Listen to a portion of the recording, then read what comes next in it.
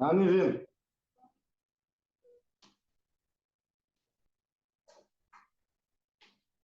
Evet. Evet.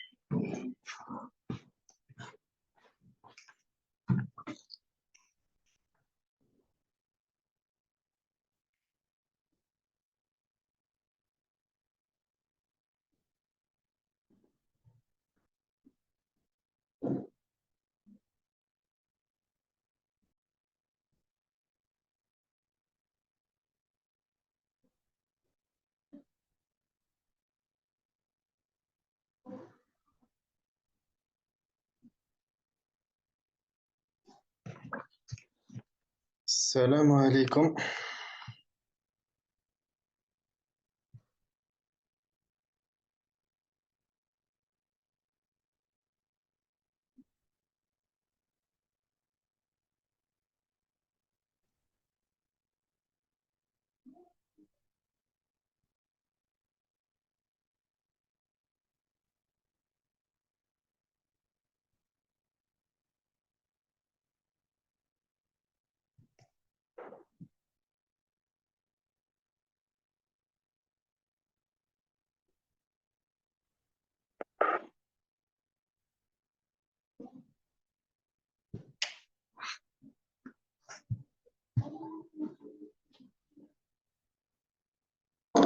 يا تخي بيان دونك راكم كاملة تسمعوا فيا.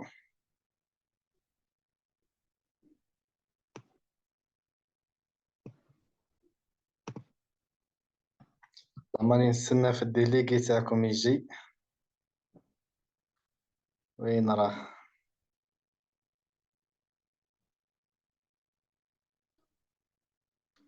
اللي يحب يبوزي اون كيسيون ولا يقدر ياكتيفي برك لو ميكرو تاعو. اللي ديزاكتيفي درك اوتوماتيكمون، مي اللي يحب يبوزي اون كيسيون يقدر ياكتيفي لو ميكرو.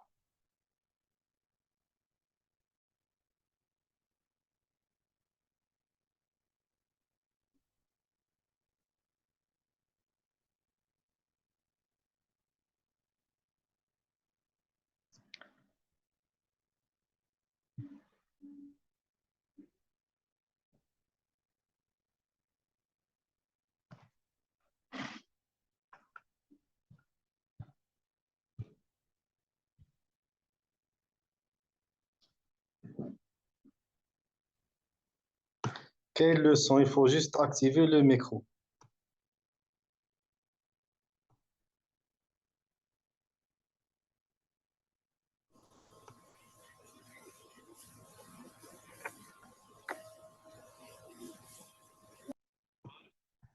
عامينو. راك لداخل ولا؟ يدخل لا يكتيفي لو سون تاعك باش صح.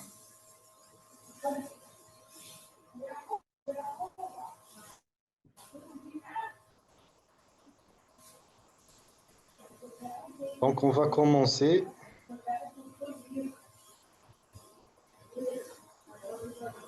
À définir c'est quoi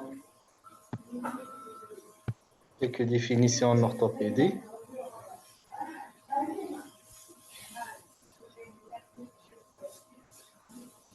Donc c'est quoi la traumatologie et c'est quoi l'orthopédie?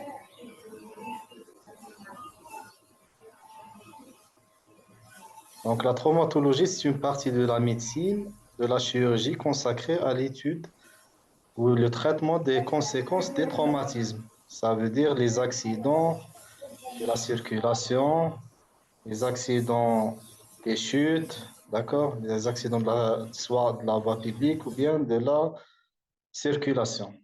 L'orthopédie, par contre, c'est de corriger les déformations, soit que la personne est née avec, d'accord?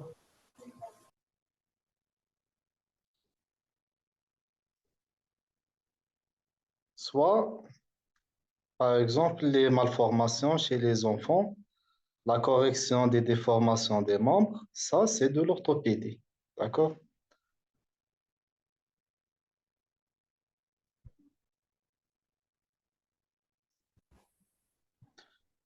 Donc, une fracture, c'est quoi? C'est une solution de continuité d'un os. Cette solution, soit elle est une rupture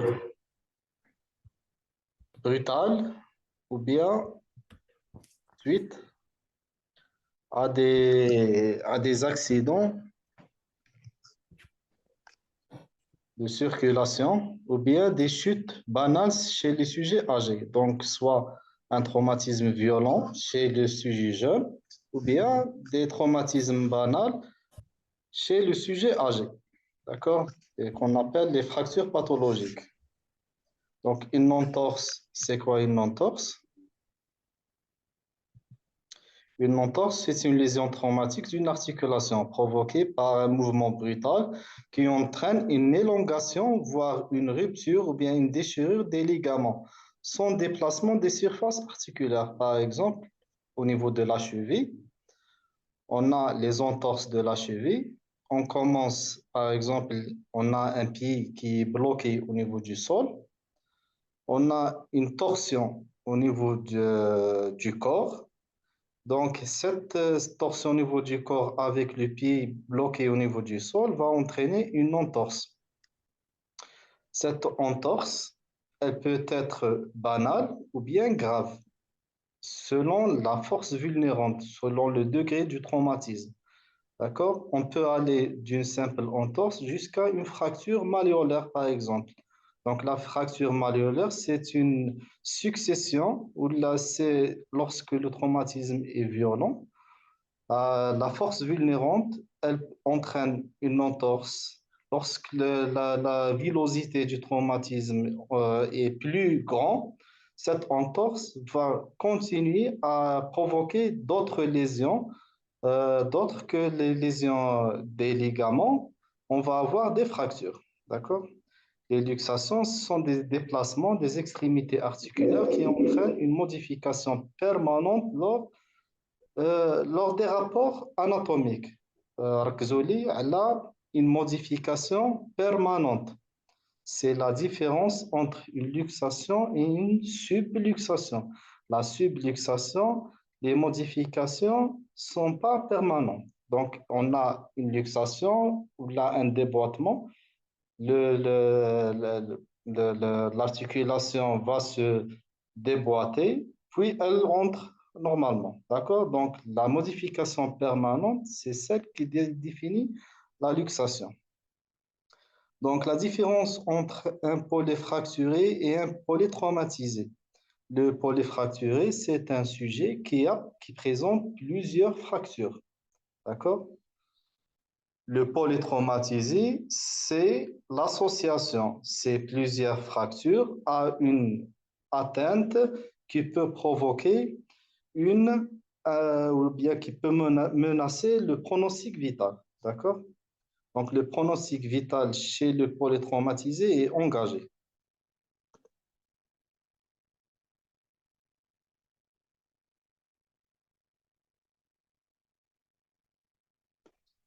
Est-ce qu'il y a un problème?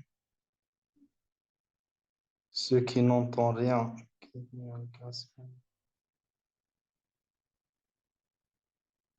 Donc, il faut juste faire les autorisations pour accéder au son.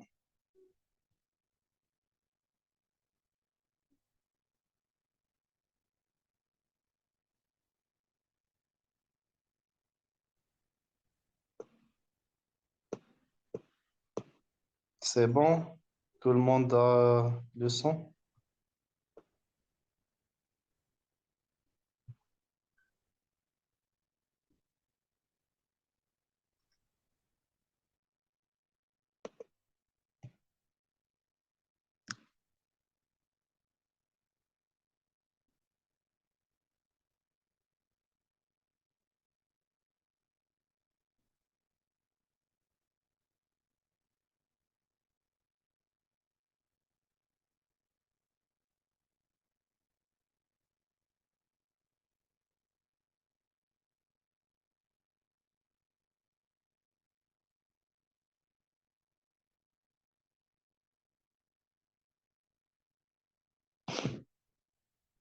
Donc, on va continuer.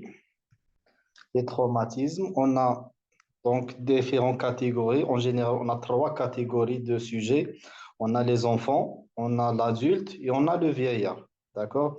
Donc, le mécanisme diffère selon l'âge et selon la catégorie. Chez l'enfant, en général, ce sont des traumatismes bénins. D'accord? C'est une chute de ses propres hauteurs. Donc, un enfant il joue en train de jouer, il chute, il va faire des fractures. Ces fractures sont le plus souvent bénins. D'accord? Par contre, chez le sujet ou bien chez l'adulte jeune, le traumatisme, il diffère.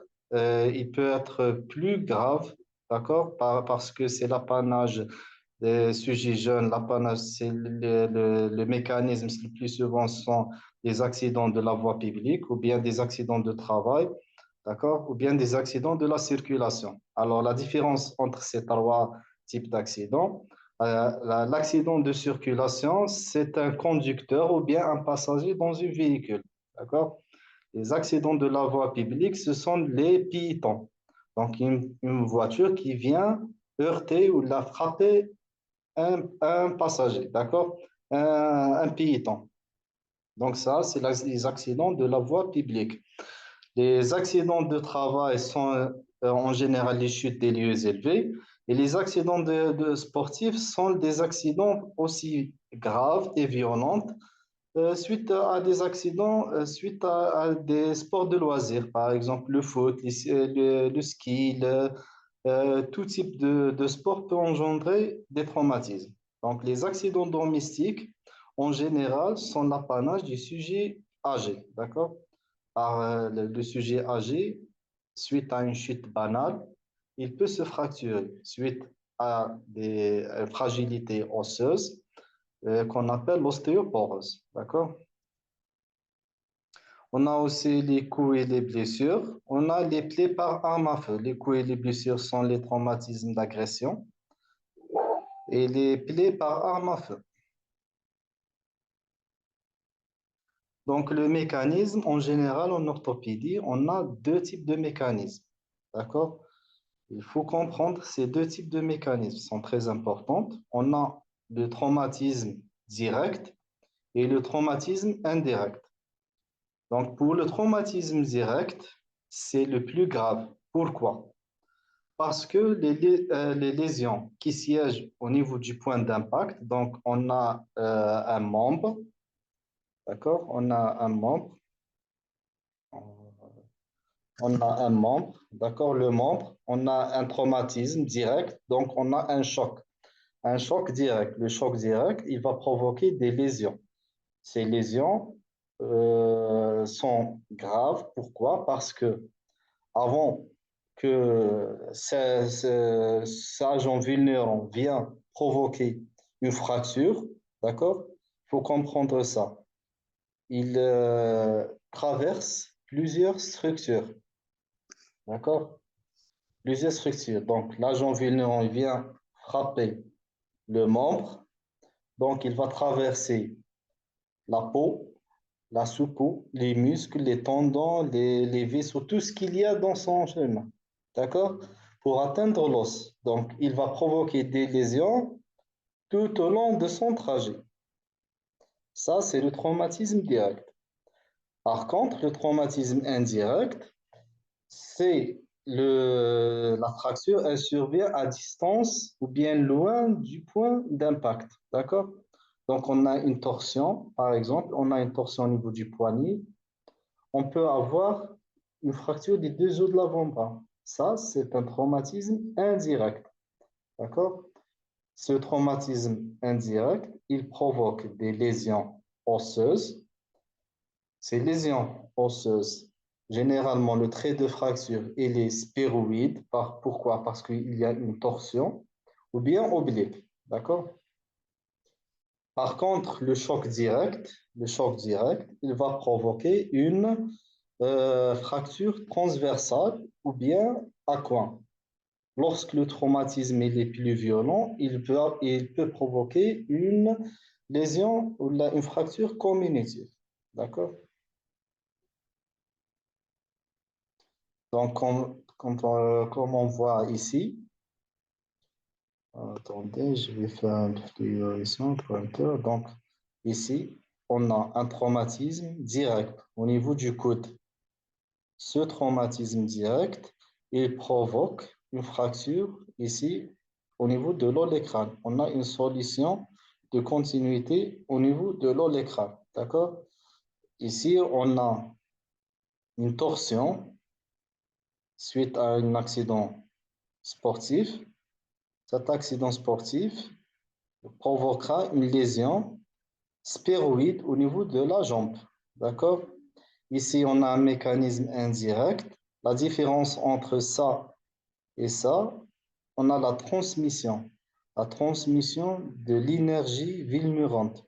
Donc l'énergie, elle va traverser la paume de la main, à travers le bras, jusqu'à atteindre le coude. Donc, et elle provoquera une fracture de la palette. D'accord? On va voir par la suite les mécanismes de fracture qui surviennent au niveau du coude. Donc, normalement, c'est clair, le mécanisme direct ou bien indirect. Donc, les fractures, elles peuvent survenir au niveau de la diaphyse, ou bien au niveau de la région métaphysaire, ou bien on aura le recours à des lésions associées. On a en général trois types de mécanismes sont rencontrés, soit par flexion, d'accord, soit par flexion, soit par compression, d'accord, par compression, ou bien par torsion. Le siège de la fracture, il peut survenir à n'importe quelle région au niveau de l'os, d'accord? Il y a des zones, on dit des zones qui sont plus vulnérantes, d'accord? Pourquoi? Par exemple, je vous donne un exemple, au niveau de la jambe, d'accord? On a le tibia, il est recouvert le long de son trajet par des muscles, d'accord? Cette masse musculaire, elle va diminuer au fur et à mesure qu'on descend au niveau de la cheville. Donc, la région de la cheville, elle est pauvre de muscles, d'accord? Donc, la vascularisation, elle dépend de l'insertion musculaire au niveau des os. Plus on a une insertion musculaire, plus l'os est mieux vascularisé, d'accord? La fracture, quand elle survient au niveau d'une région qui est bien vascularisée, d'accord? Bien vascularisée et bien entourée de muscles, elle a une chance plus que la fracture qui survient dans une région qui est mal vascularisée ou bien dépourvue de muscles, d'accord? La direction des traits, on a les traits transversales, on a les traits obliques, on va les voir par la suite. La direction des traits détermine la stabilité de la fracture. On a par exemple les fractures transversales sont plus stables que les fractures sphéroïdes ou bien les fractures comminutives. D'accord? Donc le déplacement, on a soit un chevauchement, soit une rotation, soit une translation. D'accord?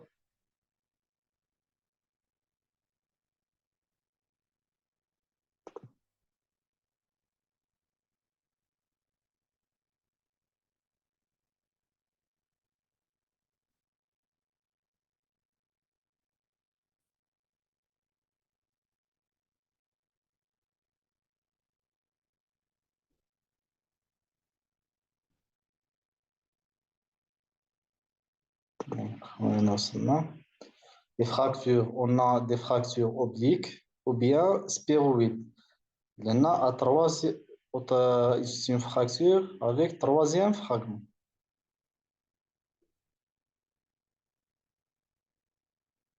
On a une fracture sphéroïde. La différence entre une fracture sphéroïde et une fracture oblique, c'est l'angle qu'elle fait, le trait de fracture. Ici, on a un trait de fracture qui est supérieur à 30%. Lorsqu'il est supérieur à 30%, donc on dit que c'est une fracture sphéroïde. Lorsqu'il est inférieur à 30%, c'est une fracture oblique. Ici, on a des fractures comminutives. Donc, elles échappent à tout moyen d'ostéosynthèse. Ces fractures comminutives, par exemple, au niveau de la jambe, donc la diaphyse tibiale. Ici, le traitement, c'est le fixateur externe. On ne pourra pas mettre un plâtre et on ne pourra pas mettre un enclouage, soit un enclouage centromédulaire ou bien une plaque. D'accord? Le choc direct, les suites à un choc direct, le plus souvent, avec atteinte cutanée et des parties molles. Donc, les fractures plurifocales. Plurifocales sont des fractures, par exemple, on a deux fragments. Ici, c'est une fracture à trois fragments. Donc, le premier, le deuxième et le troisième. Les fractures pathologiques, c'est quoi une fracture pathologique? Ce sont des fractures qui surviennent le plus souvent chez des sujets âgés ou bien des sujets avec des antécédents de cancer, d'accord? De cancer, de tumeurs. Donc, ces régions-là sont des régions métastatiques le plus souvent. Elles provoquent des lésions ostéoporotiques, d'accord? Ostéolytiques. Et c'est une zone de fragilité osseuse. Donc, le sujet, il était normal, d'accord? Il était en train de marcher et soudainement, il tombe. Il fait une fracture soudaine, d'accord? Il se fracture avec le geste le plus banal. C'est l'apanage généralement des sujets âgés.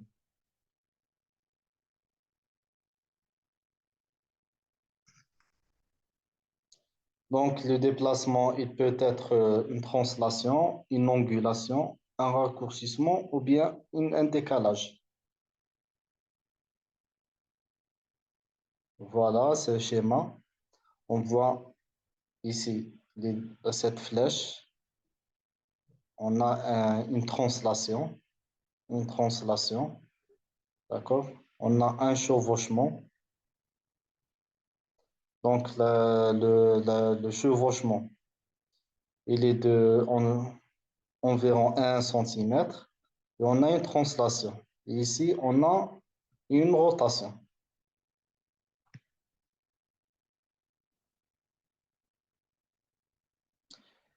Les fractures épiphysaires sont l'apanage généralement de l'enfant. On a un décollement.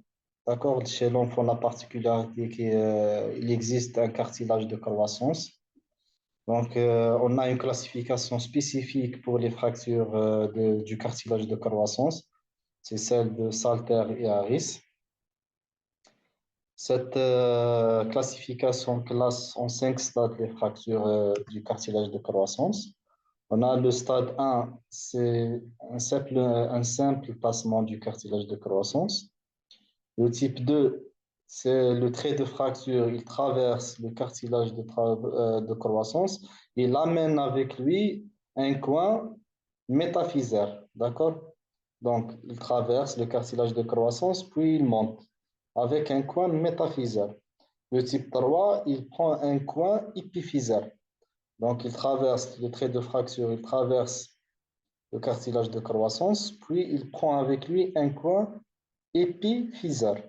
C'est le type 3. Le type 4, c'est métaphyso-épiphysaire. Donc, le trait de fracture, il traverse l'épiphyse et la métaphyse. Le type 5, c'est le type le plus grave parce que tout le cartilage de croissance est atteint, il est tassé, il est comprimé. Le risque d'atteinte du cartilage de croissance, c'est la survenue de l'épiphysiodèse. C'est quoi l'épiphysiodèse? C'est la soudure du cartilage de croissance. Donc, le cartilage de croissance, il va se fusionner. Par quel mécanisme? Donc, l'agression du cartilage de croissance va provoquer des ponts d'ossification. D'accord?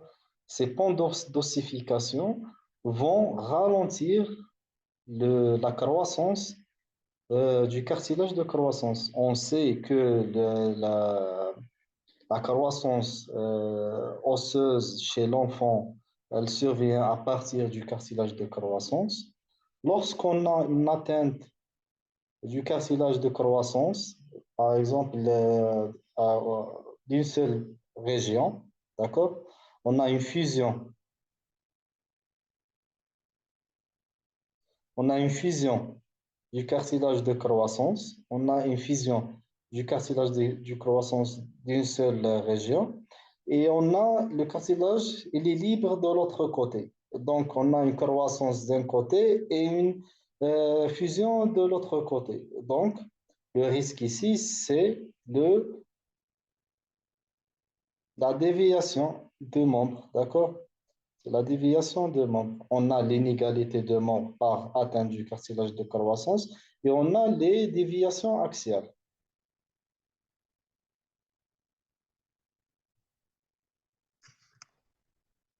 Donc ici, on a les fractures épiphyso-métaphysaires. Les fractures épiphyso-métaphysaires sont des fractures très graves. Pourquoi? Parce que ce sont des fractures articulaires.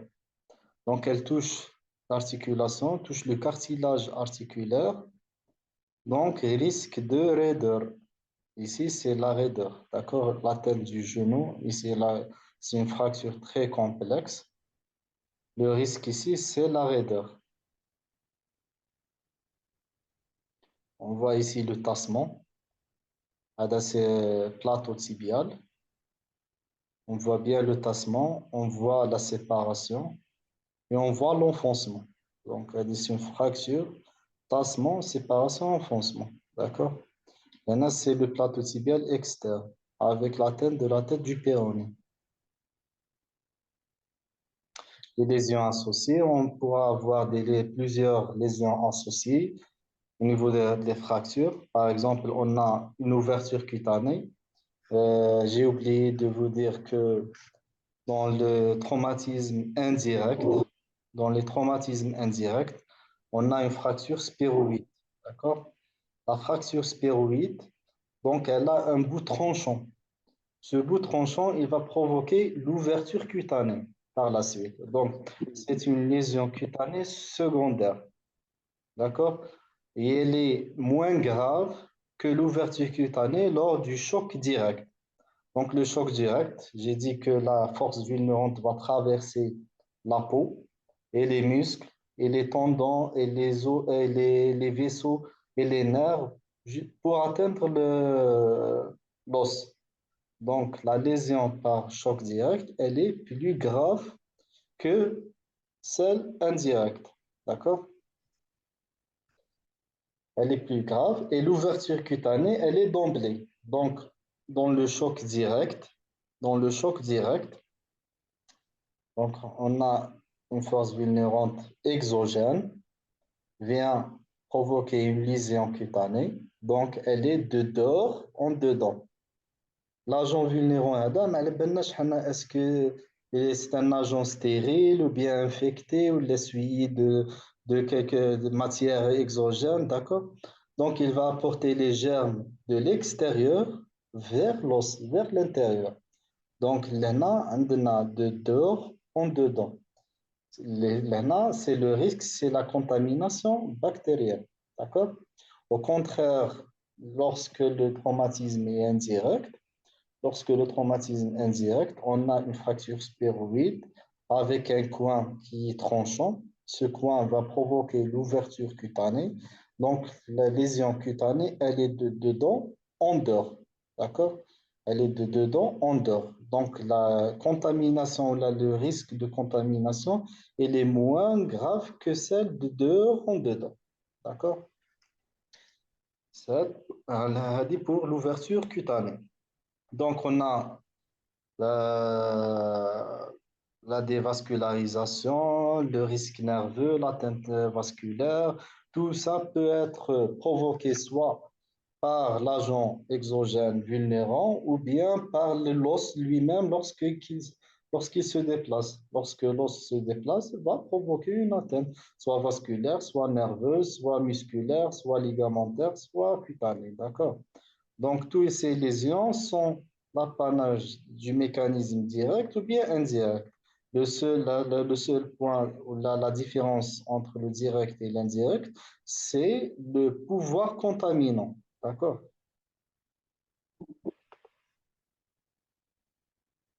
Donc, ici, les excoriations, le flictin, les lésions cutanées, les lésions contusions et les décollements sous-cutanés, donc, ils peuvent survenir.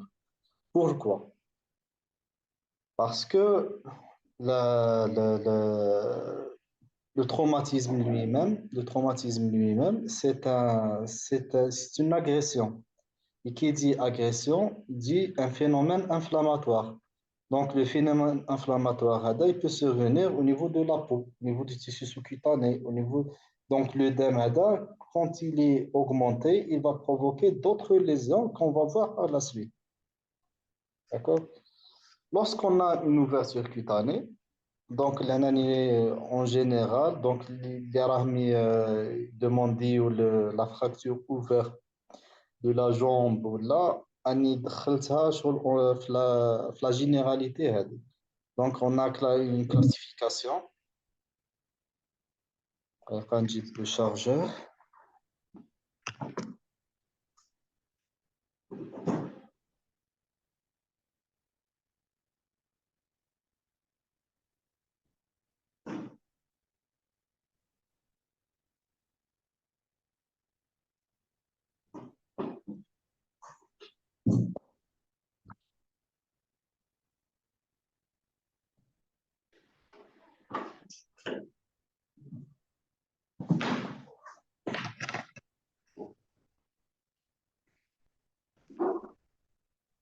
Voilà.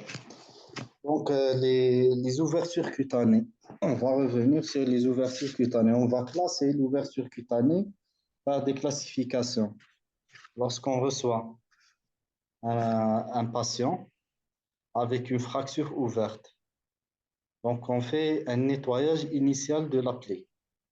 Ce nettoyage initial, euh, c'est un nettoyage au sérum salé, bétadiné, d'accord? On va couvrir la peau par des compresses stériles, d'accord? Et on va ramener le malade vers le centre de radiologie pour faire des radios. Après la radio, on va classer la fracture et on entame une deuxième étape. C'est quoi la deuxième étape? C'est le parage chirurgical. Le parage chirurgical, il consiste à quoi? À nettoyer la plaie, d'accord, à rendre cette plaie qui est traumatique à une plaie chirurgicale. Qu'est-ce que ça veut dire, rendre une plaie traumatique à une plaie chirurgicale? Ça veut dire qu'on va nettoyer la peau, d'accord? Et on va éliminer tous les débris de peau ou bien de tissu à vitalité douteuse. Et on va rendre les surfaces ou bien les berges de la peau la plus rectiligne possible, d'accord? Pour permettre une bonne cicatrisation une bonne détertion de la plaie. Donc, le nettoyage, il est économique pour la peau. D'accord? On fait un nettoyage économique pour la peau. On essaie de conserver le maximum de la peau. Mais il est agressif pour les tissus sous-cutanés et la graisse et les muscles. D'accord? Tout ce qui est louche, d'aspect nécrotique, on va l'éliminer. D'accord? Et on va conserver le maximum de la peau. Pourquoi? Pour couvrir la plaie, pour couvrir l'os. L'os, il ne consolide pas lorsqu'il est ouvert. Il faut une couverture cutanée où il faut couvrir l'os, soit par la peau ou bien par les muscles. Donc, après le parachirurgical, après excision de tout le tissu à vitalité douteuse, on va classer notre fracture. D'accord? Pour cela, Kouchouaï du Parc, il a classé les fractures à trois types. Le type 1, c'est une fracture ouverte où la plaie est considérée comme fermée. Donc, c'est une plaie punctiforme, linéaire. La suture se fait sans tension, sans décollement. D'accord? Et ici, dans le type 1, on peut faire le traitement orthopédique ou bien chirurgical. D'accord?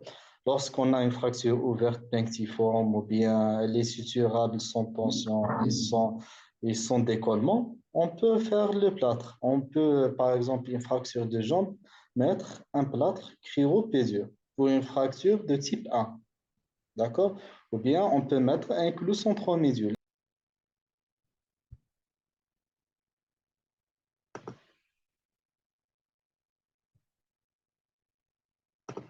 Donc, diapositive arrêtée.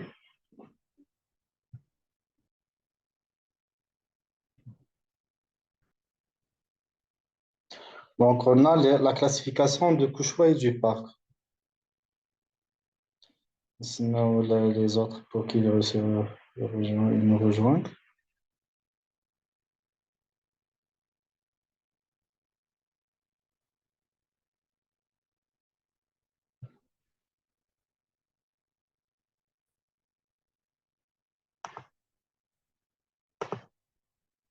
Donc, on a dit le type 1, c'est une lésion bénigne, une plaie simple, facile à suturer, où on peut mettre un traitement orthopédique. D'accord? Ici, l'indication, c'est soit on fait un traitement orthopédique, soit on fait un traitement chirurgical. Et دركا واحد يقول لي وقتها نديرو ان تريتمون اورثوبيديك وبيان وقتها نديرو ان تريتمون شيرجيك كيما نحبو selon la disponibilité. Là, si on a, par exemple, on a le matériel, ce qu'il faut, on a on fait un traitement chirurgical, le malade, il va se remettre debout le lendemain. D'accord? Traitement orthopédique, il est astreignant. Le malade, il est allongé ou l'a alité pendant 3 mois jusqu'à la consolidation. Donc, c'est à éviter le plus maximum possible. Mais on peut le faire. D'accord? De type 2, le couchoir du parc, il y a un risque de nécrose cutanée secondaire. Donc, la plaie, elle est suturable, mais sous tension. D'accord? Ici, dans le type 2, le traitement, c'est soit on fait un matériel d'ostéosynthèse endomédulaire, un enclouage centromédulaire, d'accord? Un enclouage centromédulaire, ou bien une plaque vissée, d'accord? Ou bien un fixateur externe. Fixateur externe, il est moins souhaitable. D'accord? Donc, le type 2, c'est l'enclouage centromédulaire. On fait un enclouage, un parage soigneux, de la plaie, on suture et on fait un enclouage. D'accord? Le type 3, c'est une perte de substance. Il n'y a aucune chance de couvrir la plaie par la peau. Donc ici, dans le type 3, c'est le fixateur externe. D'accord? C'est ce qui concerne la jambe. Donc ici, on voit bien une fracture de type 1, une simple plaie suturable. Ici, c'est une perte de substance, mais limitée. Donc, les suturables, mais avec sous tension. Ici, on voit bien une perte de substance qui est large. Donc, impossible de couvrir, de ramener cette berge avec celle-là. Donc, dans le type 3, on met un fixateur externe. Selon Gustio, il classe les fractures selon la longueur de la plaie. Donc, inférieur à 1 cm, c'est le type 1. Supérieur à 2 cm, c'est le type 2. Une lésion importante avec dégâts de tissu mou et forte contamination, ça, c'est le type 3. D'accord? C'est très simple. Inférieur à 1 cm, supérieur à 1 cm et une plage de nécrose ou bien une perte de substance importante. C'est le type 3. On voit bien un type 3 de Gustio, d'accord, ou le type 3 de Cushwaï-Dupart, quand vous voulez. Donc, une classification qu'on peut être largement utilisée. Les lésions, comme j'ai bien dit auparavant, la fracture, elle peut provoquer des lésions, soit artérielles, soit veineuses, soit nerveuses, selon le déplacement de ces fractures.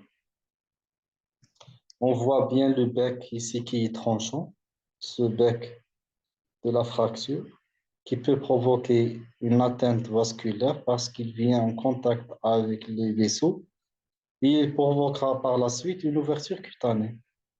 Voilà, on voit bien la section de l'artère ici par la fracture. C'est surtout les becs tranchants, l'idéal des lésions vasculaires ou bien nerveuses. Donc la lésion nerveuse, elle peut être de trois types. On a la neurapraxie. La neurapraxie, c'est une simple sidération nerveuse. Qu'est-ce que ça veut dire une sidération nerveuse? C'est un traumatisme nerveux. Par exemple, le nerf, lorsqu'on le touche, juste, par exemple, on fait une intervention chirurgicale et on voit le nerf. Lorsqu'on le touche, juste, on le touche, on le frotte, il va faire une sidération. Tellement il est très sensible, il va faire une sidération. Donc, cette sidération, c'est une neuropraxie. La récupération totale est en général au bout de 21 jours. D'accord? L'axonotmésis, c'est une rupture de la gaine axonale. Donc, le nerf, il est entouré par une gaine. D'accord? Et cette gaine, lorsqu'elle est rompue, elle va donner une axonotmésis. Donc, la récupération nerveuse, donc les fascicules nerveux, ils vont récupérer au bout de 45 jours jusqu'à 3 mois. D'accord? On a une récupération de 1 millimètre par jour. Par exemple, lorsqu'on a une rupture d'une axone, on a chaque jour, la croissance de 1 millimètre des bouts de chaque berge. Donc 1 millimètre chaque jour, 1 millimètre chaque jour, jusqu'à l'affrontement des berges. D'accord? La neurotmésie, c'est la rupture totale des nerfs, aucune récupération. Donc il faut faire une greffe nerveuse. Il faut ramener un nerf qui est accessoire et le greffer au niveau de la plaie. Donc, on va entamer le syndrome des loges. C'est une lésion très grave, d'accord? Elle est très fréquente. Il faut la rechercher et il faut l'éviter. Comment on fait? D'ailleurs, c'est quoi le syndrome des loges?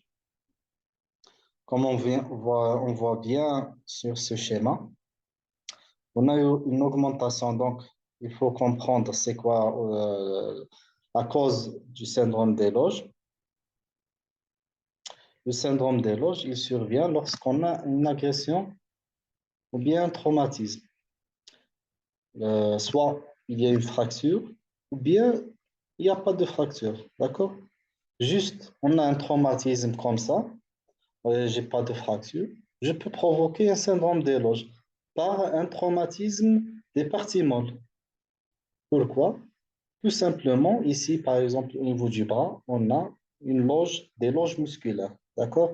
On a à l'intérieur deux os, deux os de l'avant-bras. On a le radius, on a l'ulna. D'accord? Sont inextensibles. D'accord? On a des muscles qui entourent ces os. Ces muscles sont entourés par des loges musculaires et ces loges musculaires entourées par la peau. D'accord? Lorsqu'on a un traumatisme, on provoquera des lésions cutanées. Ces lésions cutanées sont des agressions. D'accord? Une fracture, c'est une agression. D'accord? Donc, cette agression, elle va provoquer un syndrome inflammatoire. Syndrome inflammatoire, qui dit syndrome inflammatoire, dit une augmentation du volume. D'accord? Augmentation du volume. Pourquoi? Parce qu'il y a un afflux de sang, des macrophages, du plasma au niveau de la région traumatisée. D'accord? Cette réaction inflammatoire, c'est l'inflammation cellulaire. Hmm? Cellulaire va provoquer une augmentation du volume. On est dans les muscles, d'accord? Dans les muscles, ou bien dans la zone de fracture. Et cette augmentation du volume, on a des loges inextensibles. Donc, on a l'os qui est inextensible, on a des loges musculaires qui sont aussi inextensibles. Va provoquer une augmentation de la pression au niveau de cette loge. Cette augmentation de la pression au niveau de cette loge par un phénomène inflammatoire va provoquer une augmentation de la pression qui provoquera une compression des vaisseaux et compression des nerfs. Très important ça. Cette compression va provoquer une occlusion artérielle ou bien une diminution de la perfusion tissulaire. Cette diminution de la perfusion tissulaire, on est là. Donc, on est là. Donc, diminution de la perfusion tissulaire va provoquer une ischémie. D'accord? Ischémie par diminution de la perfusion apport du sang, de l'oxygène au niveau du tissu, va provoquer de l'ischémie. Cette ischémie va provoquer pas de l'œdème. D'accord? Et ce œdème va augmenter la pression au niveau des muscles. Donc, on a un cercle vicieux. Donc, ce cercle vicieux va provoquer un syndrome d'éloge. Ce syndrome d'éloge, au niveau du membre supérieur, on le dit syndrome de Volkmann. Au niveau de la jambe, ou bien du membre inférieur, c'est le syndrome d'éloge. Donc, syndrome de Volkmann, c'est quoi? C'est ça. C'est la griffe de Volkmann. Elle est caractéristique. D'accord? La nécrose des muscles, les muscles. On a la loge des fléchisseurs, d'accord? Des fléchisseurs, et on a en postérieur les extenseurs. Donc, ils vont se rétracter. Lorsqu'ils vont se rétracter, le plus puissant gagne. Le plus puissant gagne. Donc, on a une rétraction au niveau des muscles fléchisseurs. Donc, on a une flexion des doigts. Et on a une rétraction des extenseurs. Donc, on a des extensions des métacarpophalangiens. Et on a une flexion du poignet par flexion des muscles fléchisseurs. Donc, cette griffe, elle est caractéristique du syndrome des loges. Lorsqu'on on arrive à ce stade, c'est irrécupérable. Donc, c'est l'amputation. Donc, comment on cherche un syndrome des loges? ou bien on le prévient. Chez l'adulte, c'est très facile. Lorsqu'on fait un plâtre, par exemple, lorsqu'on fait un traitement chirurgical, on demande aux patients, lorsqu'ils sentent qu'il y a un engourdissement, engourdissement, mal, ou bien des décharges électriques par lésions nerveuses par la compression, ou bien une froideur des extrémités, qu'ils consultent. D'accord? On lui demande qu'il consulte. Chez l'enfant, en général, il est très difficile de le surveiller. Donc, lorsqu'on plâtre un enfant, on fait une fente au niveau du plâtre pour que le plâtre soit un peu malléable. Lorsqu'il y a un œdème, d'accord, le plâtre, il va s'ouvrir. Voilà, chez l'enfant. Chez l'adulte, on le demande juste lorsqu'il y a des signes du syndrome de Loge qu'il consulte pour qu'on voit si le plâtre il est serré ou bien on l'ouvre un peu.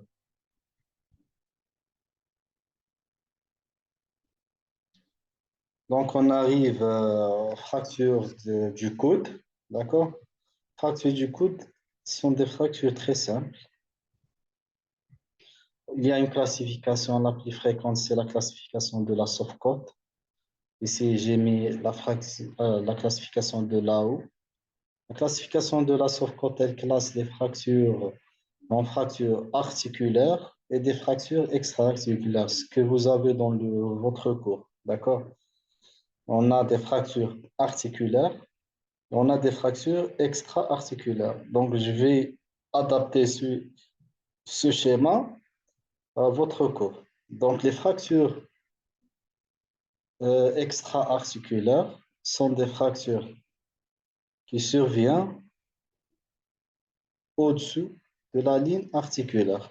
Donc, elles ne traversent pas l'articulation. Donc, on est au niveau A. Donc, les fractures extra-articulaires. Soit on a un arrachement, soit on a une fracture de la palette humérale, ou bien une fracture comminutive. D'accord? Les fractures articulaires sont classées soit le trait de fracture, il traverse un des condyles. Un des condyles, ici, on a le condyle latéral. Ah, d'accord. Le condyle latéral. Ici, c'est le condyle médial. D'accord? Ici, c'est le condyle médial. Ici, c'est une fracture spécifique. On va la voir par la suite. Donc, le condyle médial, c'est tout ça. La 10, c'est la trochlée. Et ça, c'est le capitellum. Donc, la fracture du condyle médial, il va apporter avec lui la joue latérale de la trochlée. La fracture du condyle médial, il va porter avec lui la joue médiale de la trochlée. Le type C sont des fractures complexes, soit elle est sus- et intercondylienne, donc l'EMA, c'est une fracture en T ou bien en Y. Et ici, c'est des fractures cognitives. ما تقصوش راسكم بزاف la classification. Le plus important, c'est de comprendre le mécanisme. Donc, ici, on voit bien le mécanisme. Le mécanisme, on a ici, en schématisant le coude, on a le condyle latéral, d'accord? Tout ça, c'est le condyle latéral. On a, attendez, ici, c'est l'épicondyle. Donc, l'épicondyle, et ça, c'est le condyle. Ça, c'est euh, l'épétroclé, c'est l'ancienne nomenclature. Maintenant, on dit le condyle latéral et le condyle médial. L'épicondyle médial et l'épicondyle latéral. D'accord? Condyle, épicondyle, latéral et médial. Donc, on a le mécanisme, on a le coude lorsque le traumatisme survient. le coude en valgus ou bien en varus. Qu'est-ce que ça veut dire? Le coude, il est en position de valgus ou bien de varus. Le valgus, donc le valgus, voilà mon coude. Le valgus, c'est d'apporter le coude vers l'interne. D'accord? Ici, le coude, il est interne par rapport à la main et l'avant-bras. D'accord? Ça, c'est le valgus. L, la forme de L inversée. D'accord? Le valgus. Donc, le traumatisme, il vient de cette position, de cette direction. Ça, c'est le valgus. Ça, c'est un valgus exagéré. Donc, ça, c'est l'axe du membre et l'avant-bras. Et la main, elle est en valgus. Et le coude, il est en interne. D'accord? La direction du coude, elle est en interne.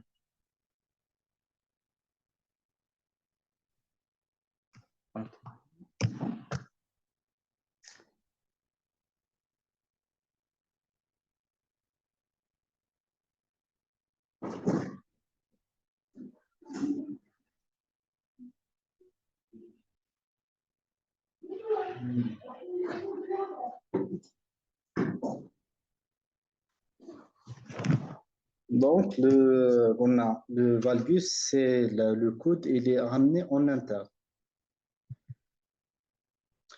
Le varus, c'est le coude en externe par rapport à la main. D'accord? Ça, c'est pour comprendre le valgus du varus. Le varus, c'est le coude, il est en externe. Pour me voir, c'est le coude en externe. Valgus, c'est le coude en interne. D'accord?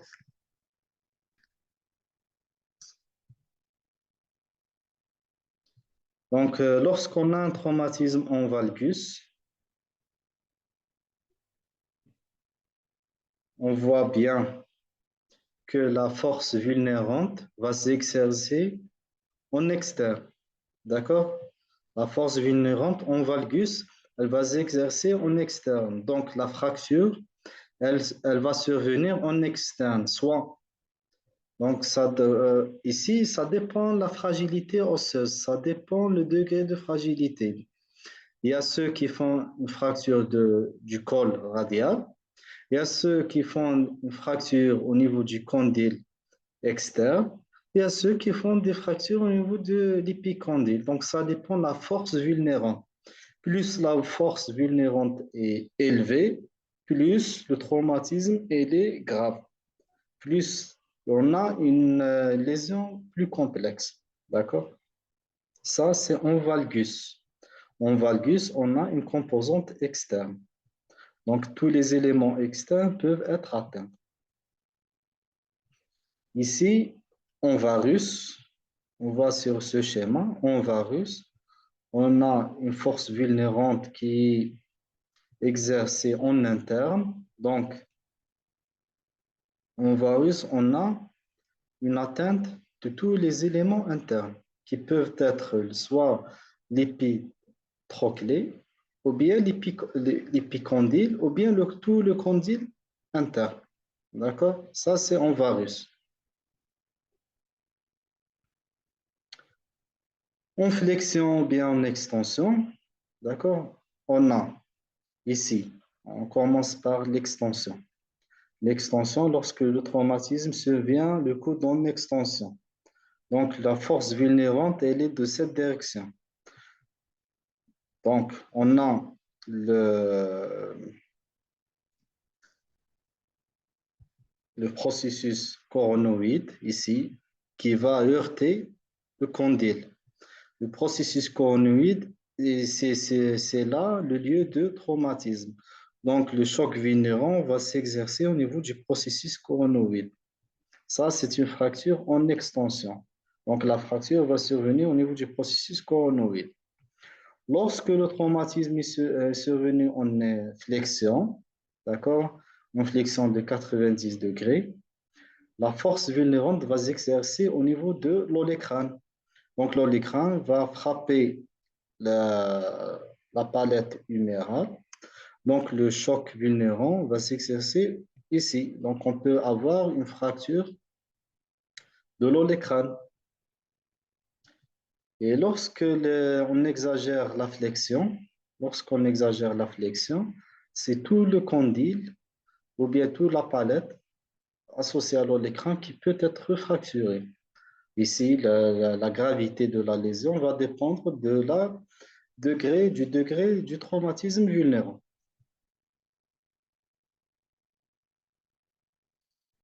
Donc, on entame les fractures de l'extrémité supérieure du fémur.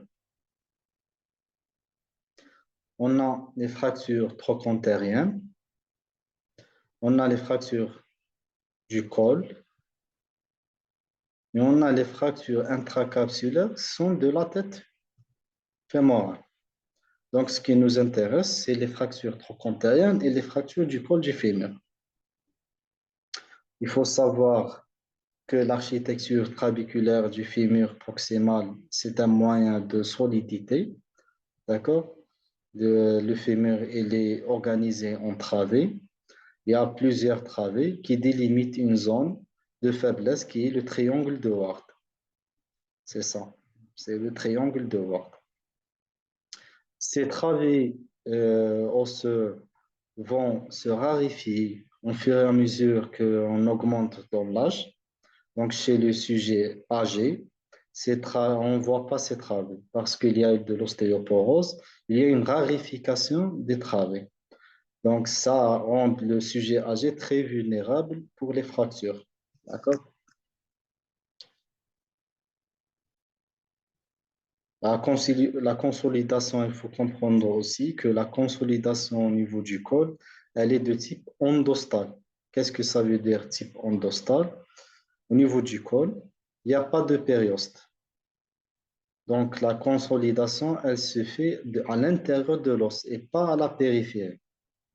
Ça, d'une part. D'autre part, il faut avoir une réduction anatomique du traitement.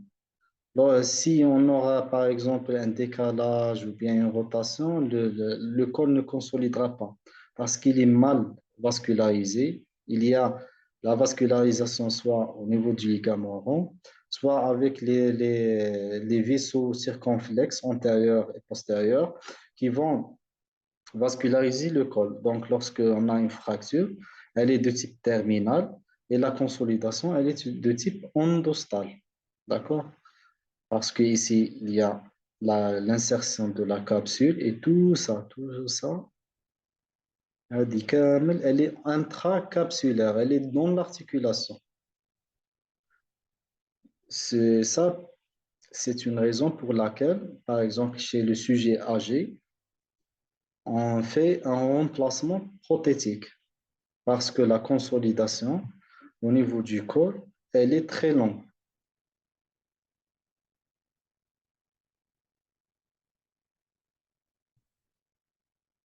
D'accord? Pour ceux qui sont en train de faire des commentaires, je vais répondre à la fin.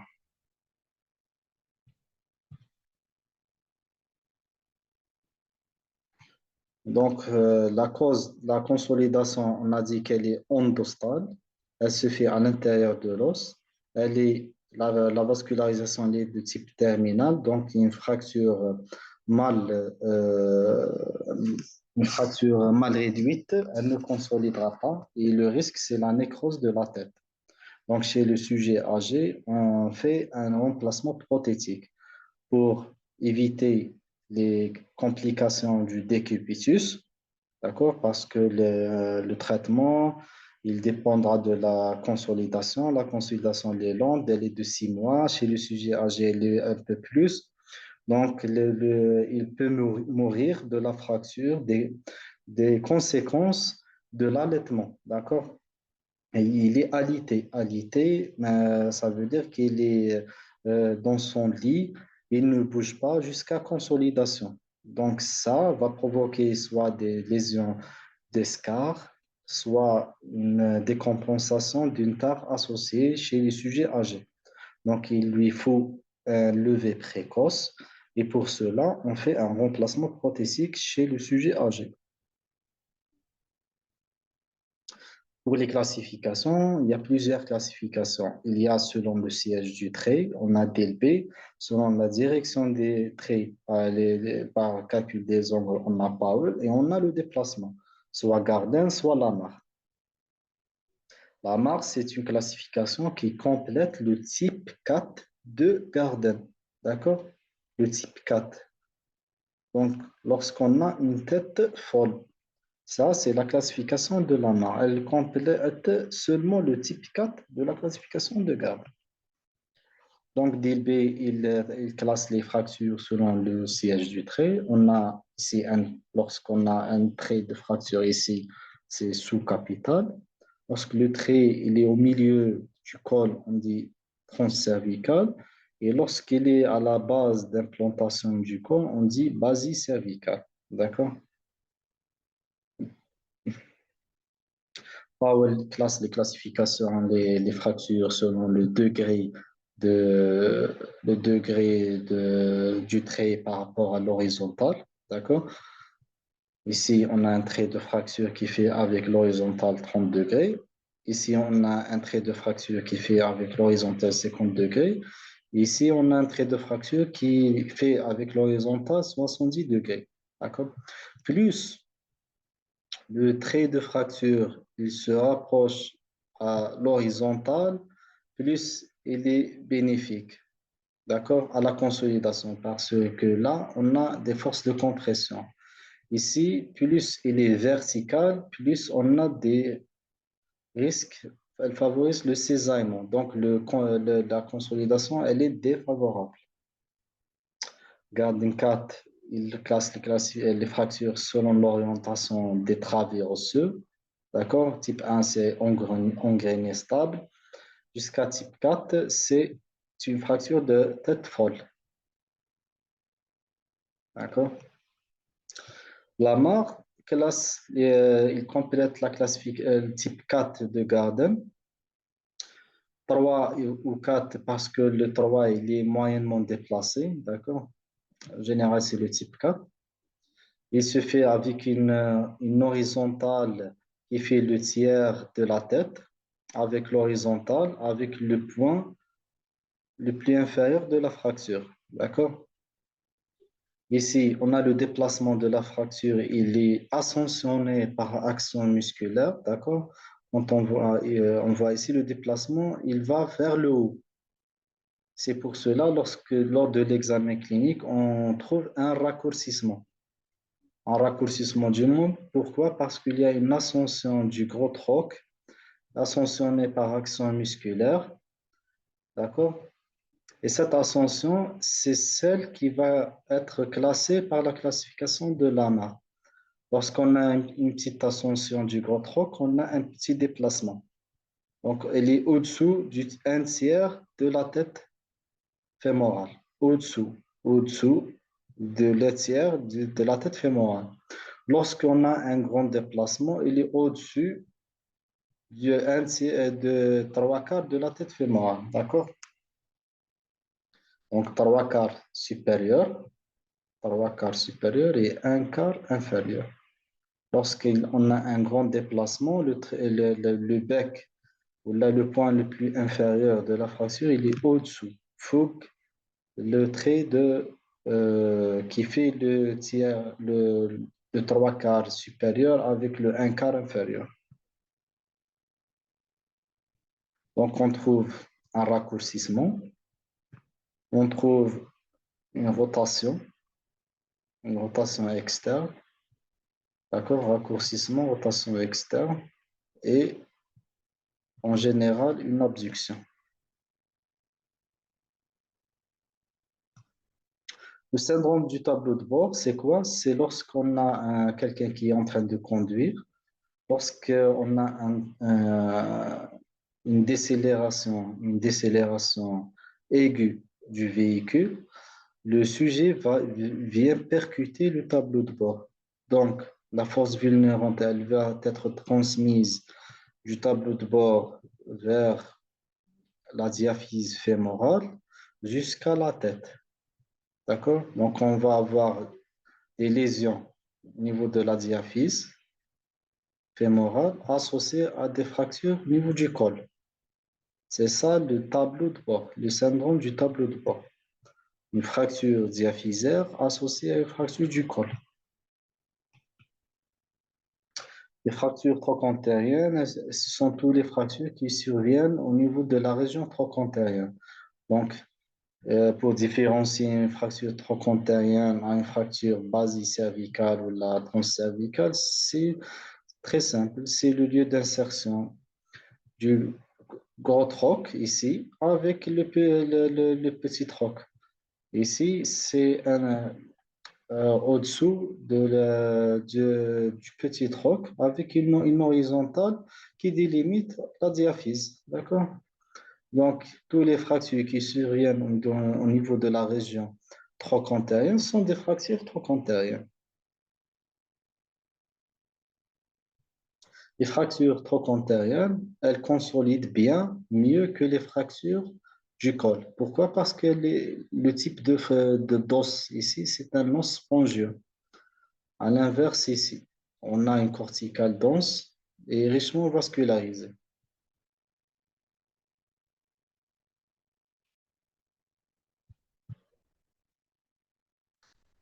Donc, pour le rachis dorsolombaire, la clinique, lorsqu'on a un traumatisme du rachis dorsolombaire,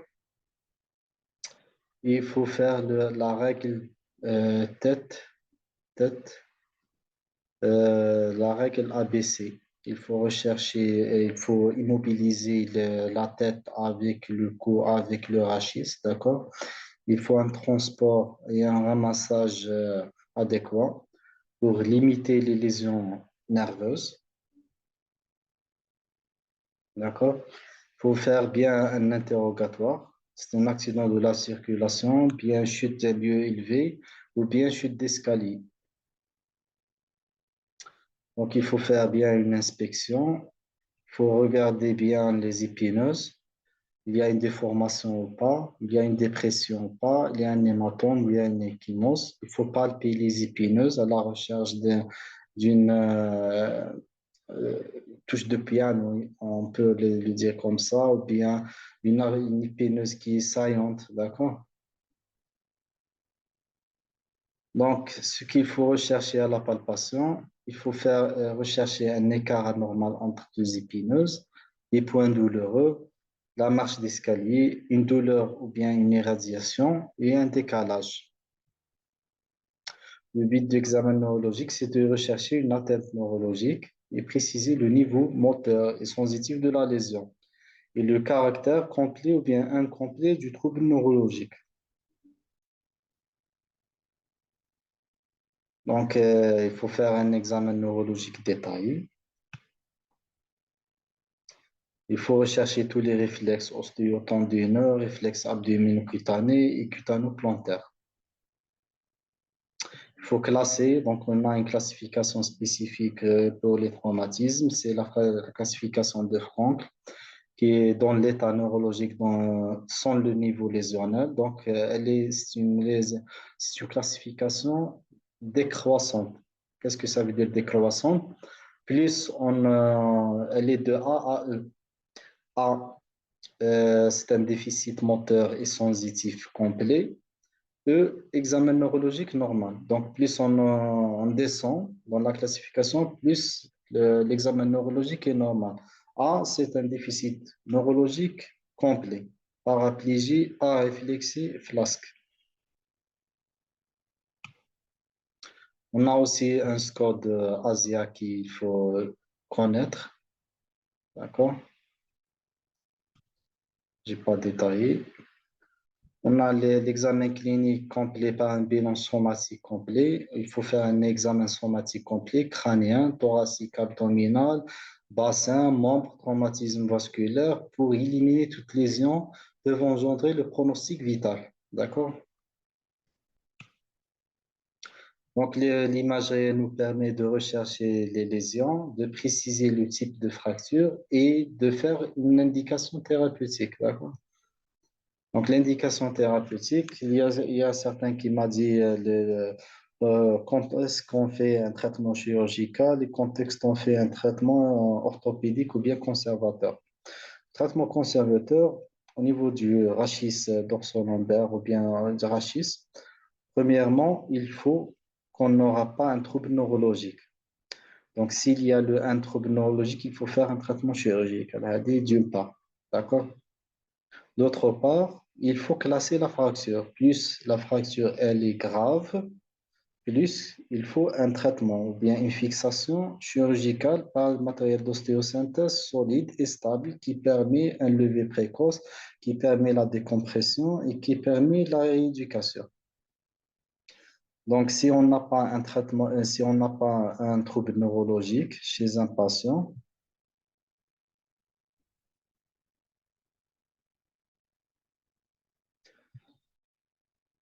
on fait un traitement orthopédique. Lorsque la lésion elle est simple et on a un simple tassement ou là, un simple recul qui est millimétrique, on peut faire un traitement orthopédique. Lorsqu'on a une lésion qui est instable, par exemple atteinte du segment mobile rachidien, ou bien on a une lésion avec un trait sagittal, ou bien une fracture comminutive, ou bien atteinte de plusieurs étages.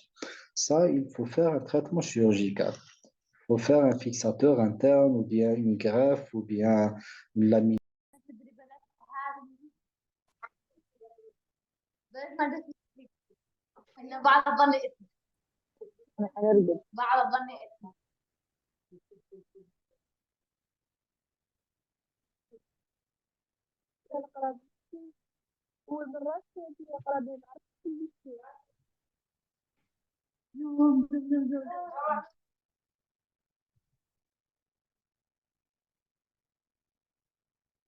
نكملوا.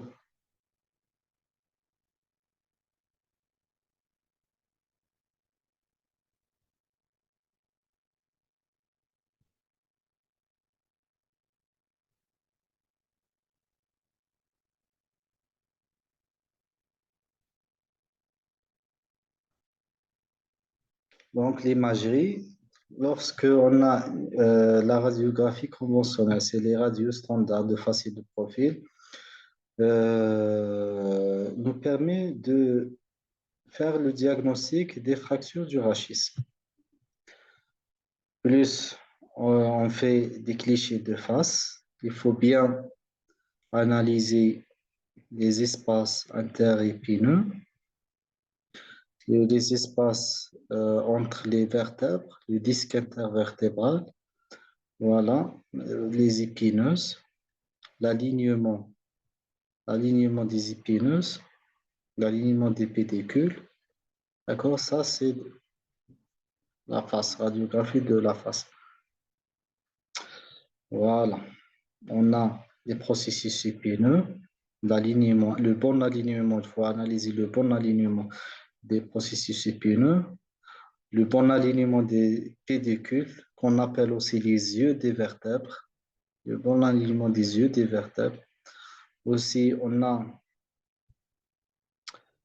les processus transverses, d'accord? L'espace intervertébral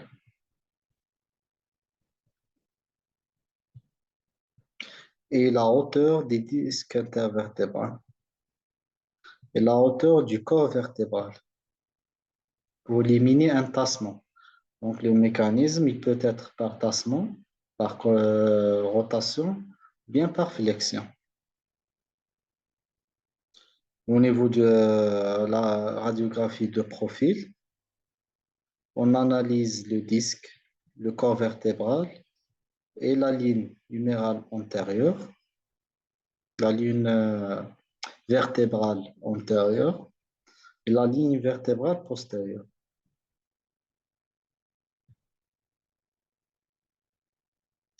Ici, au niveau du pédicule, c'est une radiographie qui montre bien les pédicules.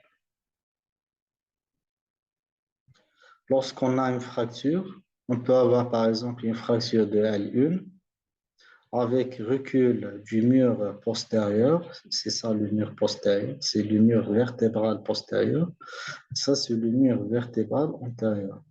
Lorsqu'on a un tassement, on a un éclatement de L1. Donc, les fragments fracturés, ils vont obstruer le canal médulaire. Et lorsqu'il obstrue le canal médulaire, on aura une compression médulaire. Donc ici, on aura recours au traitement chirurgical. Il faut décomprimer l'axe neural.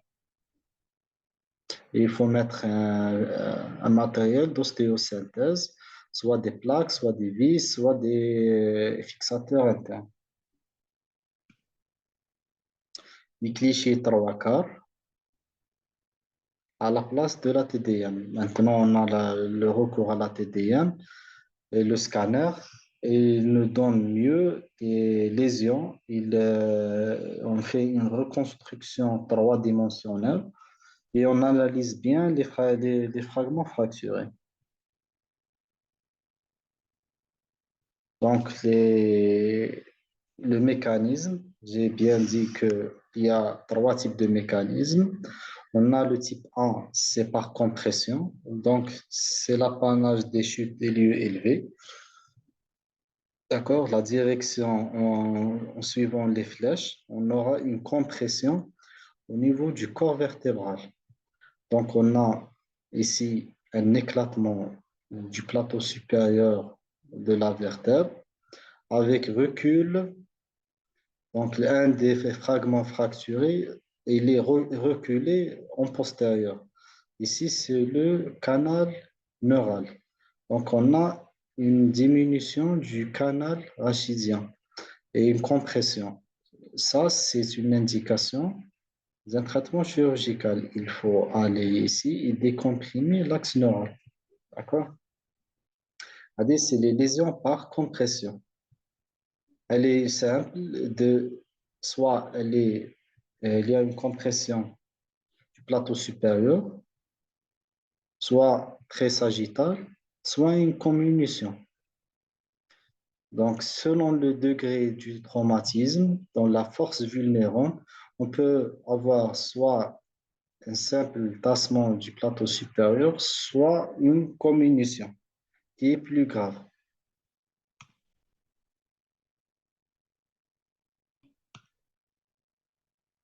Le type B, c'est la distraction. La distraction, par exemple, quelqu'un qui est en train de conduire et brutalement il freine. Lorsqu'on freine, le corps il se penche vers l'avant.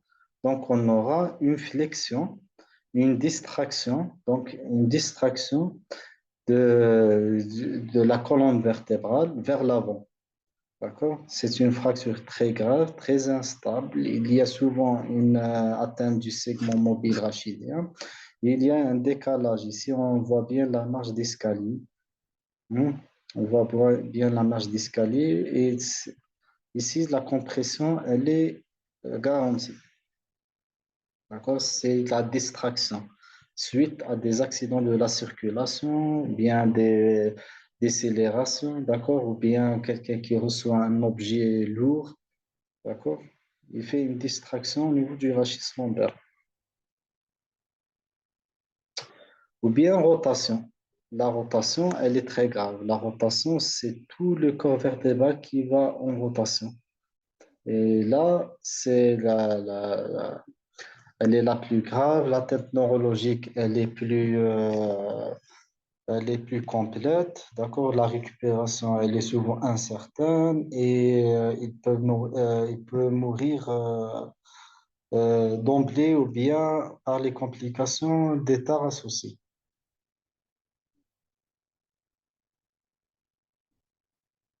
D'accord? On a terminé avec le premier diapo. Je vais vous faire les fractures du bassin. On termine avec les fractures du bassin. Le diapo.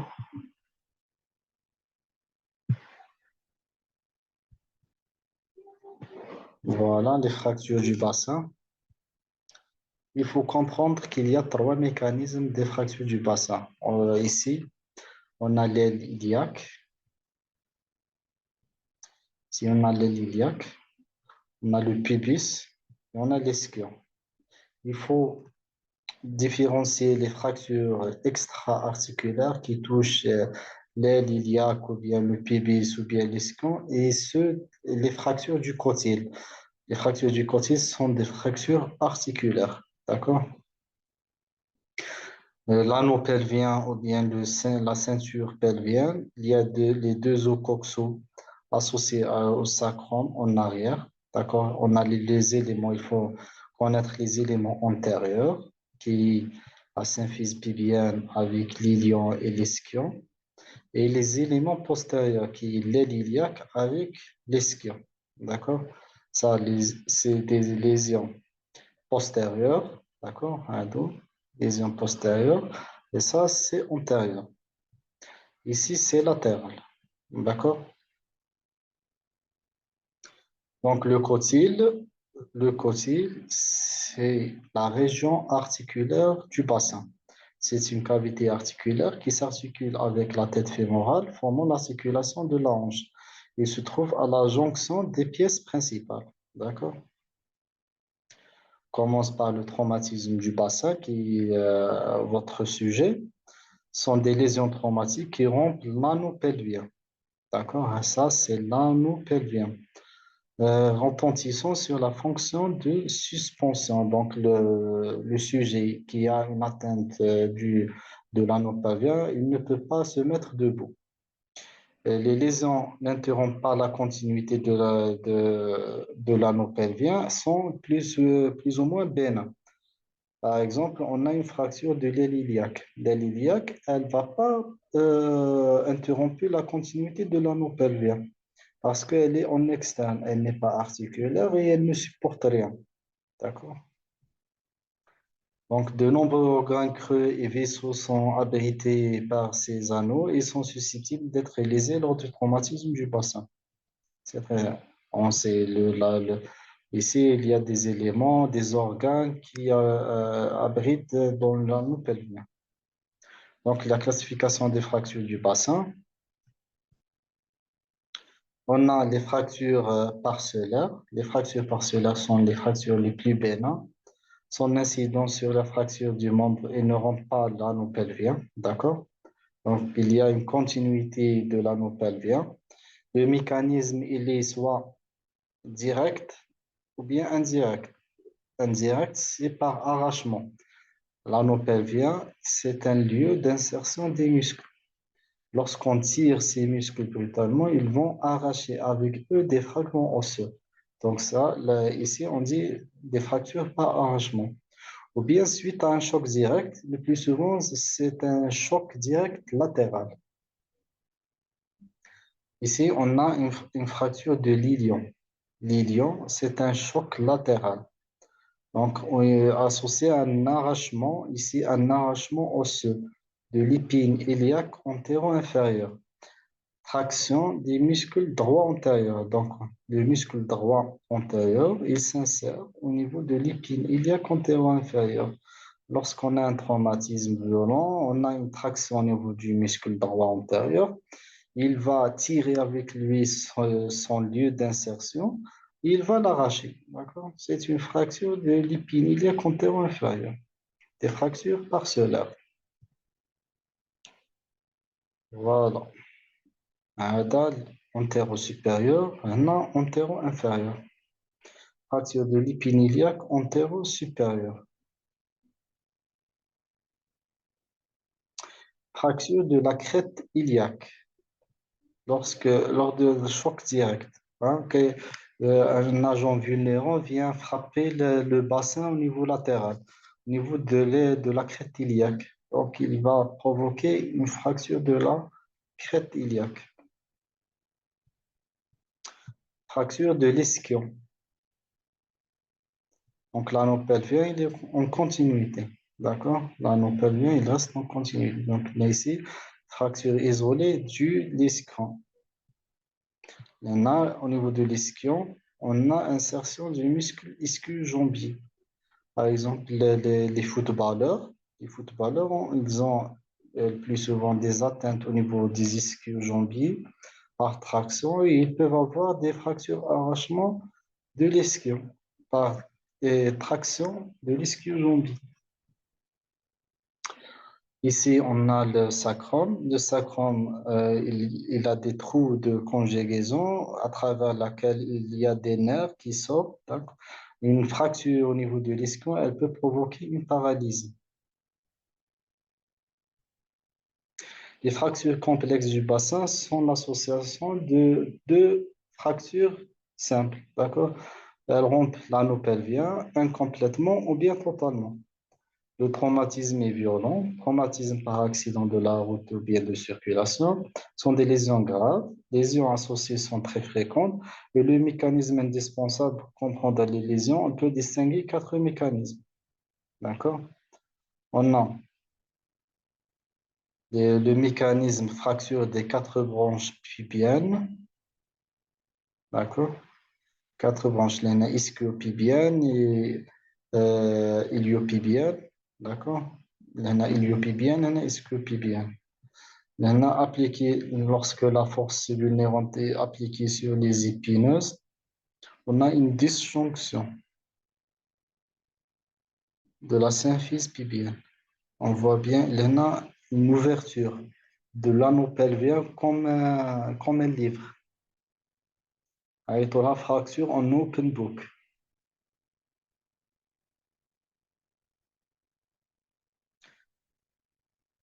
Ici, on voit bien que l'agent vulnérant, il se concentre au niveau du pubis. On a une fracture des quatre branches iliopubiennes.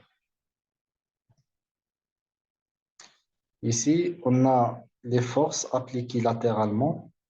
On a une disjonction de la symphyse pubienne et ouverture de la sacro-iliaque.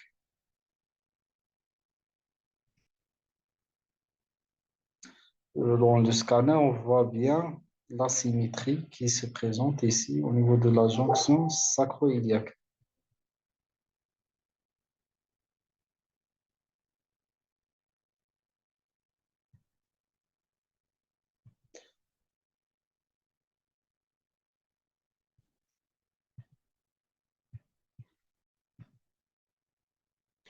La compression latérale, lorsqu'on a une compression latérale, on a deux cas de figure. Soit la compression latérale, elle est exercée au niveau du gros troc. Lorsqu'on a une compression latérale au niveau du gros troc, la force vulnérante va être transmise vers le cotyle. D'accord? En la direction de la flèche. Donc, elle va provoquer une fracture du cotyle. Ici, on voit bien une luxation centrale de la tête fémorale. Il y a toute la tête fémorale qui est entrée au niveau du bassin. On dit ça une luxation centrale. Donc, la force vulnérante, elle est latérale, centrée sur le gros troc.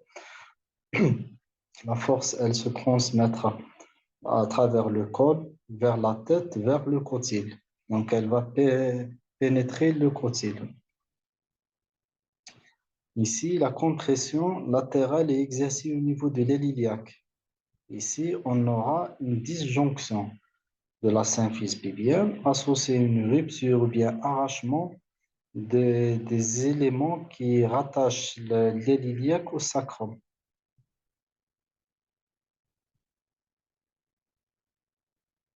Donc, l'orthopédie, il faut comprendre le mécanisme lésionnel pour comprendre les lésions associées qui peuvent être arrivées. Aussi, on a les conséquences d'une compression latérale, une disjonction de la symphyse pubienne associée à une disjonction sacro-iliaque unilatérale. D'accord? Les compressions latérales, elles donnent des lésions unilatérales. Ça dépend le lieu où la force elle est exercée. Elle peut donner soit un déplacement minime jusqu'à un déplacement plus complet. Les forces de Cesaimo, Les forces de cisaillement, elles vont donner des fractures au niveau euh, de la jonction sacro-iliaque, au niveau de l'aile iliaque, au niveau de la symphyse pubienne.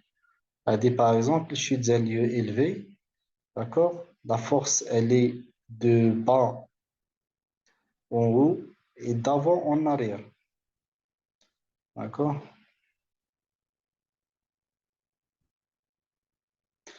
Donc, lorsqu'on a une chute des lieux élevés, on a une réception par les deux ailes iliaques. Donc, on aura une fracture bilatérale et une fracture au niveau du sacrum.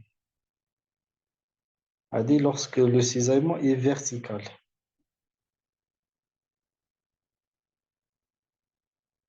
On voit bien la réception qui est déplacement vertical, d'avant en arrière, de haut, de bas en haut.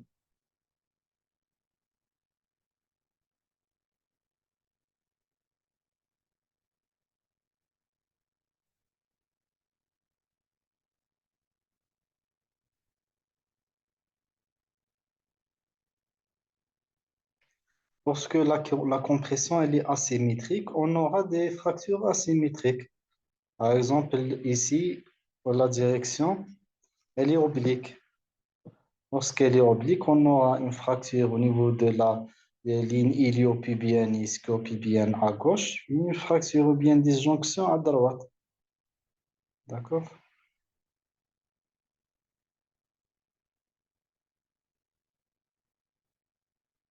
On peut avoir des atteintes vasculaires, lésions urinaires, lésions, tous les éléments qui se logent au niveau du pubis peuvent être atteintes lors du traumatisme du bassin. C'est un cours très complexe. Je ne pense pas qu'il y aura des questions de détail sur les fractures du bassin. Donc, il faut juste comprendre que selon le lieu de la direction de la force inhérente, on aura des fractures qui peuvent être associées en direction de la force, d'accord?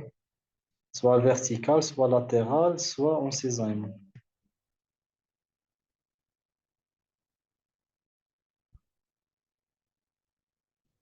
Donc, je vais essayer de...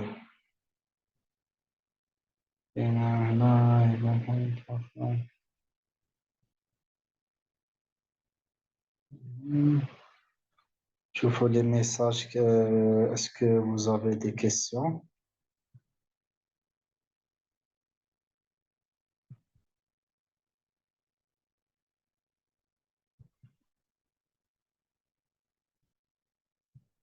Le cubitus valgus. Premièrement, le cubitus, on ne parle pas de cubitus, on dit le cubitus valgus, c'est une déformation par modification de l'angle de Carrington. On ne peut pas effectuer ces mouvements à l'état normal, sauf si on ajoute la flexion. Non, je n'ai pas compris. Non, écoutez, le cubitus valgus ou bien le valgus ou bien le varus, c'est la position. C'est la position du coude lorsqu'on on chute sur la paume de la main. Soit elle est en interne ou bien en externe. D'accord? C'est pas la déformation, la malformation d'origine génétique.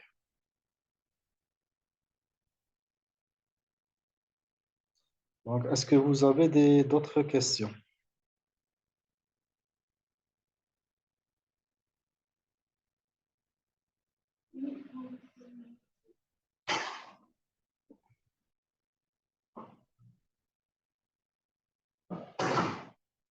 Oui, c'est bon. Normalement, j'ai bien parlé des questions avec les Lee. J'ai parlé du syndrome du tableau de bord. Donc, le syndrome du tableau de bord, le mécanisme fait par genou en flexion uniquement, bien aussi par extension. C'est le passager Mis ses pieds sur le tableau de bord. Donc, si le sujet met ses pieds sur le tableau de bord, on aura d'autres lésions. D'accord? Pas seulement au niveau du fémur et pas seulement au niveau de la tête fémorale. On peut avoir des fractures au niveau de la jambe, au niveau du pied, au niveau du talus. Donc, ça dépend. Ça dépend où la force vulnérante va être exercée. D'accord?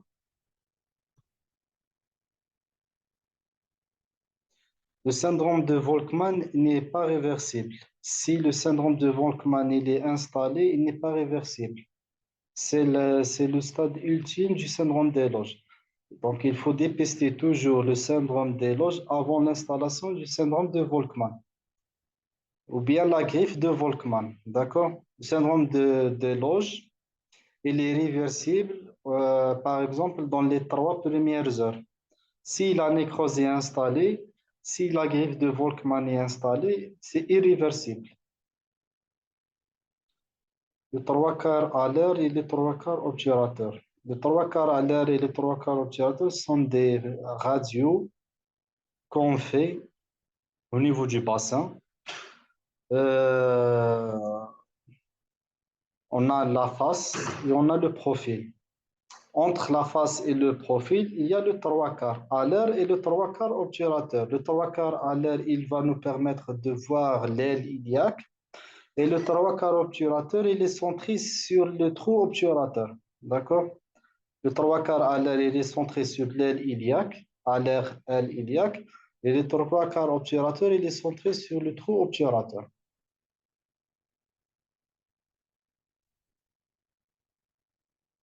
La réduction, la réduction se fait pour les fractures déplacées, c'est normal. Une fracture non déplacée, pourquoi on le réduit?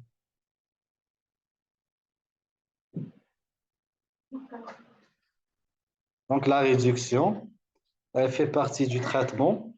Elle est l'apanage des fractures déplacées.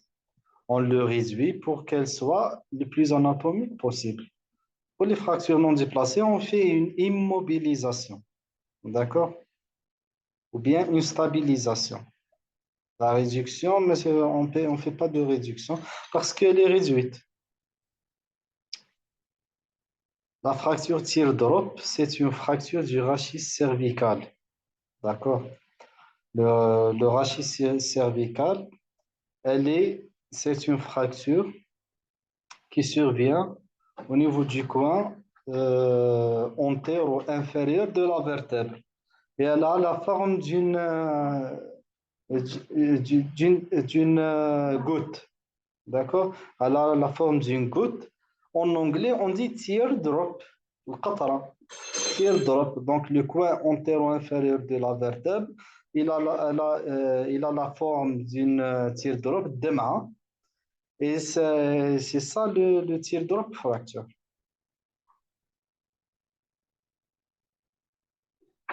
Les fractures B3 dans les classifications de Lao. Lao, c'est une classification de plusieurs fractures. Donc, on parle la palette ou bien d'autres fractures.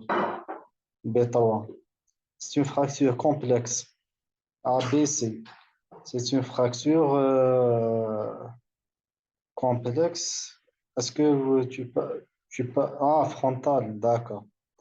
Et la fracture hinge-tintale dans la classification de Sofcott. في الكورس تاعكم ما عندكمش لا كلاسيفيكاسيون دو لاو عندكم لا كلاسيفيكاسيون de Sofcott.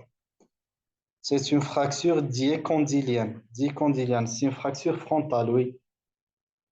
Dicondylienne.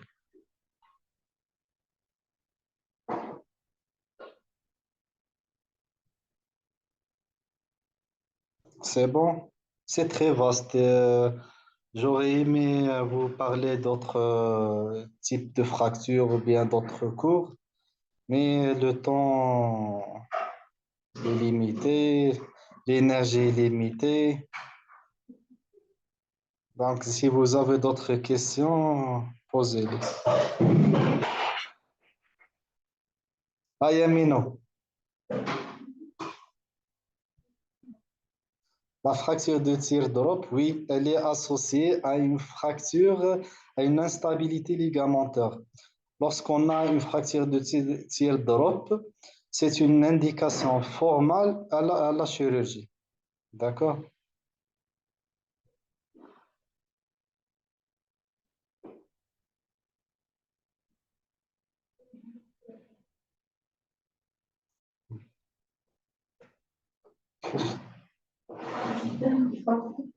Euh,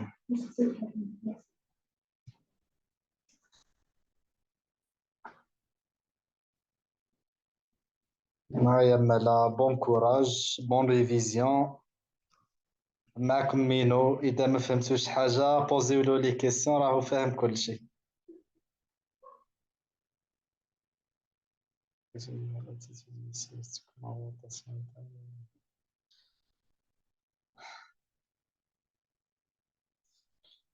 Dans les fractures du cotyle, l'attitude visseuse تكون en rotation interne ou bien en externe. Généralement en externe, d'accord? C'est l'attitude vicieuse. Pourquoi? Parce qu'il y a une action musculaire. Les muscles les plus dominants, هما اللي يديروا لك ils vont ramener le bout fracturé vers lui, d'accord? Par rétraction. Donc en général, on aura une rotation externe. Il faut différencier les luxations.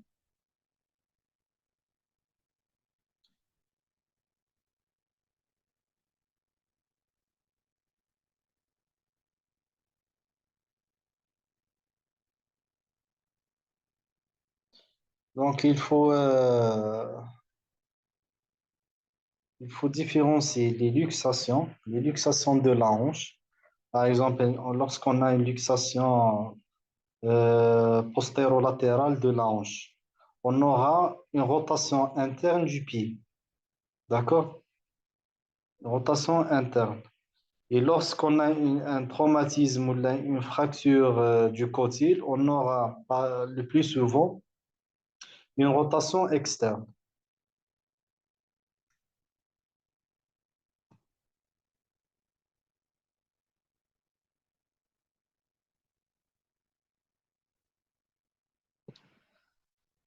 مينو لازمك تقرأ باه تجاوب مليح. هي سهلة إن شاء الله. هيا كملنا. D'autres questions? Là, c'est bon.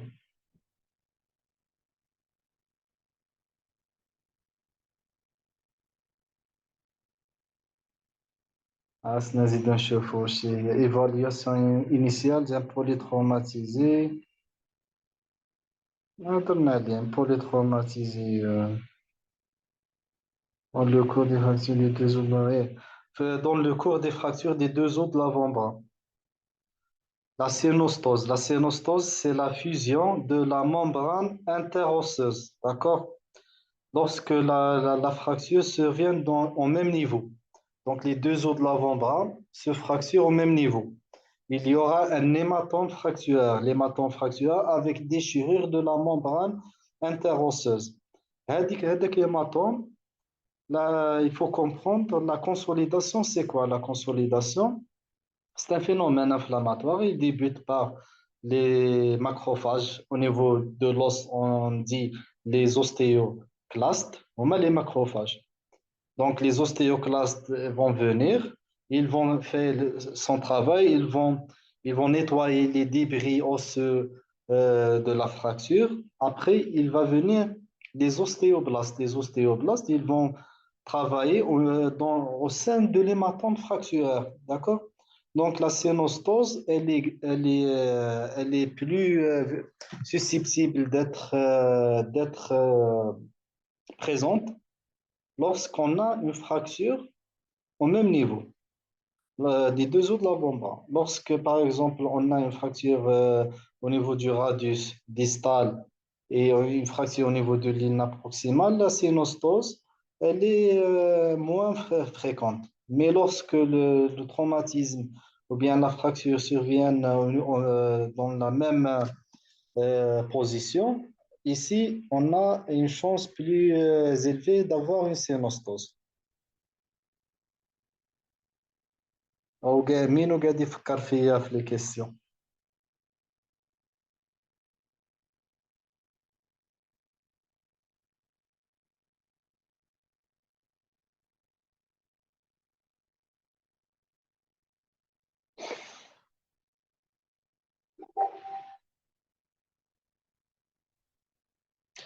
إن شاء الله يكونوا باينين.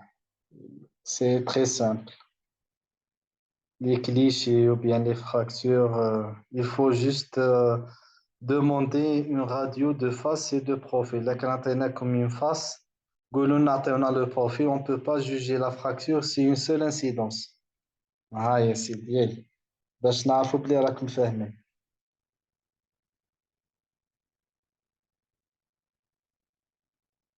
الله يخليكم. Bonne révision, bon courage et bonne chance.